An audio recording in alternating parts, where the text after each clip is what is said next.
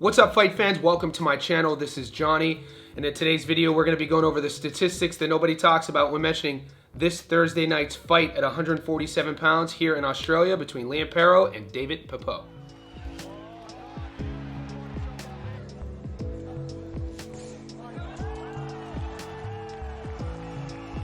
Guys, before I continue, I want to say thank you to all the new subscribers. Thank you to everybody who's been with me since day one.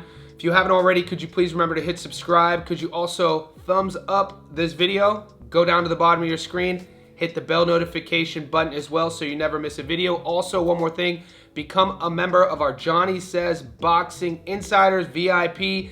It's a couple bucks a month. That link is pinned in the comment section below. Once you join, you'll become a VIP, access to our private professional boxing betting Discord.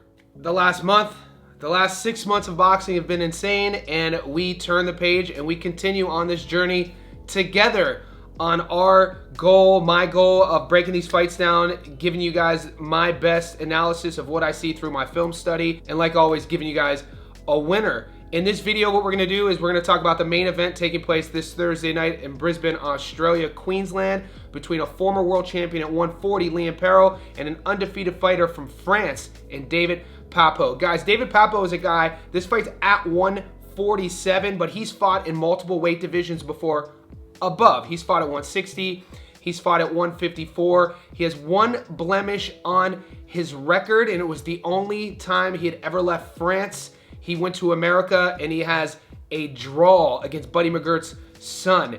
So he will be taking on Liam Paro, a former world champion at 140 pounds. Liam is making his first ever appearance at 147. There were rumors that Liam Paro, before he moved up to 47, when he was still at 40, was offered a fight, a title eliminator fight through the IBF between himself and Lindolfo Delgado. We know Lindolfo Delgado on the channel. We covered the fight he had with Elvis Rodriguez, a very close fight that could have gone either way. Paro declined to take that fight. He's been on record talking about weight cutting issues. He had been at 140 his entire career, and he felt it was time for him to move on. So in this video, what we're going to do is break down both fighters' careers. We're going to talk a little bit about how they go about their business, and stay tuned to the end of the video, because like always, that's where I'll be giving you my prediction and telling you where to put your money. All right, guys, we have David Papot traveling all the way from France to Australia. This will be his second fight ever outside of France. He is 0-1, like I already told you,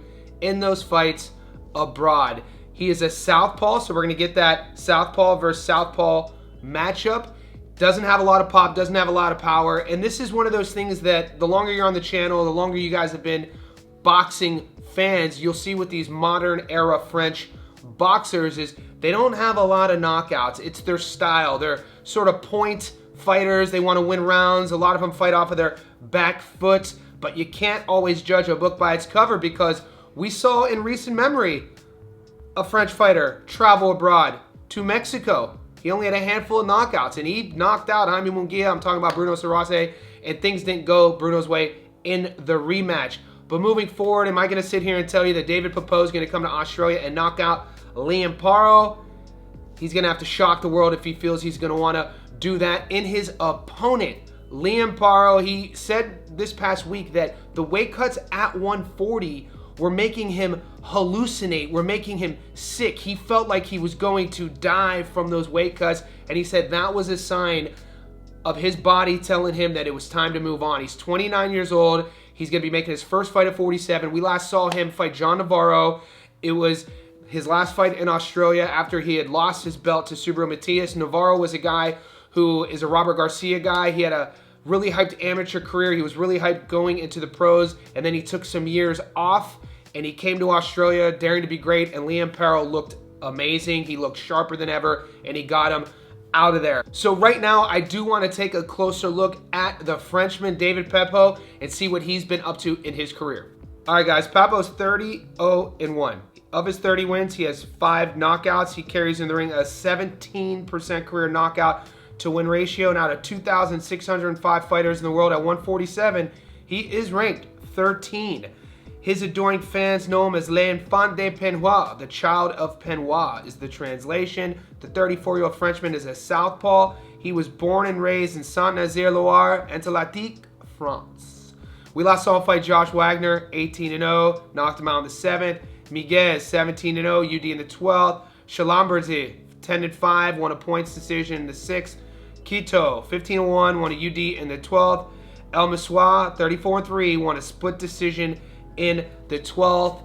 I don't shame you if you've never heard of David Papot or any of the fighters he has ever fought. You would recognize McGirt's last name. That's the fighter who's the son of Buddy McGirt. That was his only blemish. Went to America, fought him to a draw. McGirt never fought after that fight. That was in 2019. Papot is now 34 years old. This is for a title elimination fight at 147. So Papot's entire career has led him to this moment. I have to remind you guys that IBF belt was vacant due to Boots going up to 54, Jerron Ennis. But this past weekend, we just saw a fight between Paddy Donovan and Lewis Crocker, and we have a new champion at 147 holding the IBF strap in Lewis Crocker. The other champions are Mario Barrios, Brian Norman Jr., who we will see in action not far from now against Devin Haney, and my guy, Rolly Romero, 2-division world champion.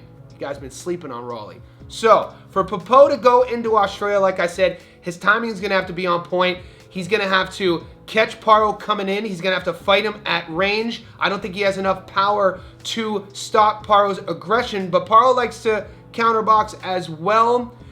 The thing is, if you are hesitant on betting on Liam, David's going to be the bigger guy. He's going to be the more experienced guy, and he's the one who has fights before at 147. Will all of that be enough to take Liam Paro's position and jump the queue in terms of getting a world title shot at 147? Only time will tell. Right now, I want to take a closer look at the former champion at 140, Liam Paro, and see what he's been up to in his career. Guys, Paro is 30-2 with 16 knockouts. Of his 2 losses, he's been stopped 0 times. He's not currently ranked at 147 pounds, considering this will be his debut in the division. He carries in the ring a 53% career knockout to win ratio and has fought a total of 167 pro rounds. The 29-year-old Australian is a 5'9" southpaw with a 71-inch reach. He was born in Mackay, Queensland, and lives in Brisbane, Queensland, Australia. We last saw him fight Jonathan Navarro, 18-1, stopped him in the 5th. Richardson Hitchens, 18-0, lost a split in the 12th. Matthias, 20-1, UD in the 12th. Montana Love, 18-1, stopped him in the 6th. Brock Jarvis, 20-0, stopped him in the 1st. And it was after that Brock Jarvis first round knockout that I feel a lot of people started paying attention. Paro ended up getting the Matchroom deal, and he ended up becoming a world champion. Pretty much was the only guy to put his hand up to fight Subriel Matias and go into Puerto Rico and fight the Matias that everybody was calling the boogeyman. And Paro outboxed him, outpointed him, and became a world champion. He then doubled down, defended his belt in Puerto Rico. They were calling it Paro Rico. And he lost a split decision to Richardson Hitchens. He's now a world champion, and we just saw him look spectacular against George Kambosos. Hitchens is a tough out for anybody at 140. That jab is sharp as ever. I tell anyone who wants to listen, Hitchens is one of my favorite champions in all of boxing. I think people sleep on him, and there is no shame in losing to a guy like Hitchens. Liam came back, fought Navarro, looked great, and then a few weeks later, he announced on live Australian TV that he was moving up to 47, and we're about to see what he looks like in this division. With Paro, you're going to see a guy with power. You're going to see a guy who's quick, has great reflexes. He uses the jab to set up his backhand. He's a smart fighter. He doesn't really rush a lot. I got to be honest with you guys. Every time I watch Liam fight, I like what I see. He's one of my favorite fighters, and I don't know if he gets enough credit or enough love on the international scene, because he, in my opinion, has an opportunity. He goes in and looks amazing against Papot, and he's supposed to get a world title shot at 147 against Crockett, unless Crockett takes the rematch with Paddy. Paro has an opportunity to become a 2-division world champion, and then it'll look like the move up to 47 would have been a great decision. We'll see come Thursday night. When I look at these two guys side by side, 34 versus 29, Papot's going to be the naturally bigger guy, like I already told you. He has fights at 160 pounds. This will be Liam's first fight at 47. I give Liam the speed advantage, the reflex advantage. I give Liam the power advantage, even though he's the one coming up. Liam is the former world champion, so I give him the psychological advantage.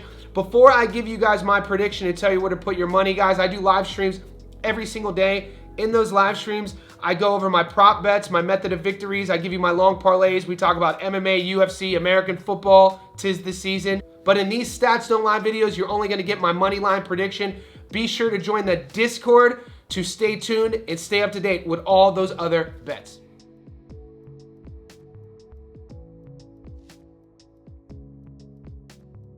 All right, guys, wherever you are in the world, let's pull out our betting apps. Currently on the money line, Liam Paro is a big favorite. If you put $100 on him just to win, you get your money back plus $8. The draw is 25 to 1. The Frenchman is a $9.25 underdog, meaning you put 100 on him to win, you get your money back plus 825 bucks. So about an 8 to 1 dog is the Frenchman. For Papot to win, he's gonna have to box smart.